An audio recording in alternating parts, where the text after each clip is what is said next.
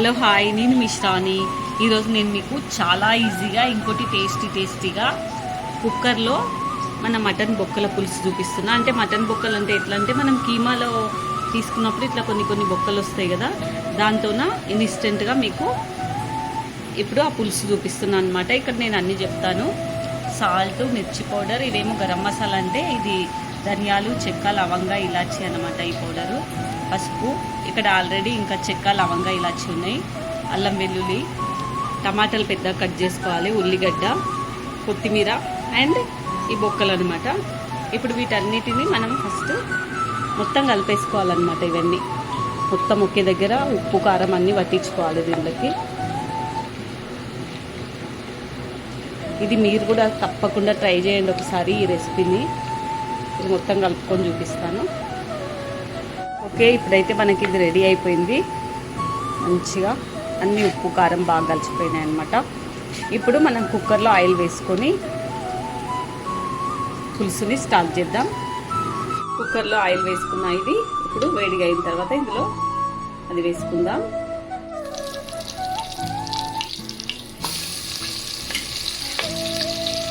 మొత్తాన్ని ఇందులో వేసేసుకుందాం.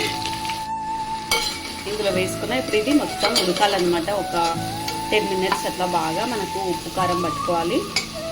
అంతలోపు ఇక్కడ చింతపండు నానబెట్టుకున్నా, దీన్ని మొత్తం పులుపు తీసుకుందాం. ఇందులో చింతపులుపు పిండుకున్నా పోసేసుకుందాం. మనకు కావాల్సినంత ఎంత పులుపు తింటామో అంత అన్నమాట.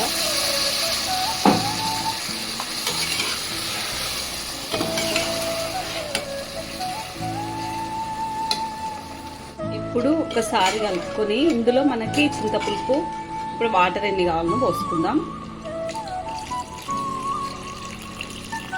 మనకు పులుసు ఎంత కావాలో దాన్ని బట్టి పులుపు పోసుకోవాలన్నమాట.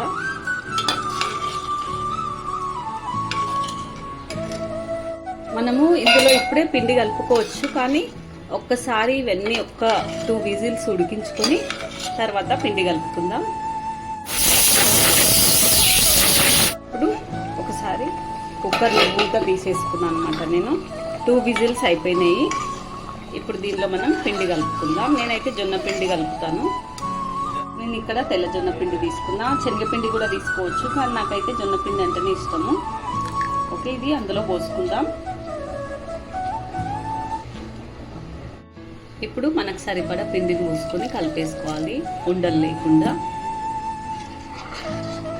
మనకి ఎంత కావాలో అంత అనమాట. కొంచెం చిక్కగా తినాలనుకుంటే చిక్కగా చేసుకోవచ్చు, కానీ మరీ పలచగా అయితే ఉండవద్దు పులుసు. అంటే ఇట్లా కూడా ఉండవద్దు, ఇంకా కొంచెం పిండి పోసుకోవాలి మనము, ఎందుకంటే వాటర్ అవుతుంది ఈ పులుసు.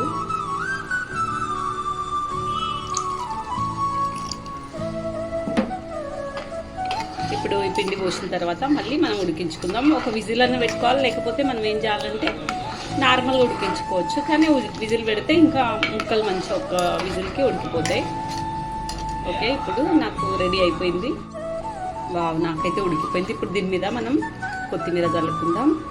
నిజంగా చెప్తున్నా అండి, చాలా టేస్ట్ అయిందనమాట పులుసు. మీరు కూడా ఈ పులుసుని తప్పకుండా ట్రై చేయండి ఒకసారి. కుక్కర్లో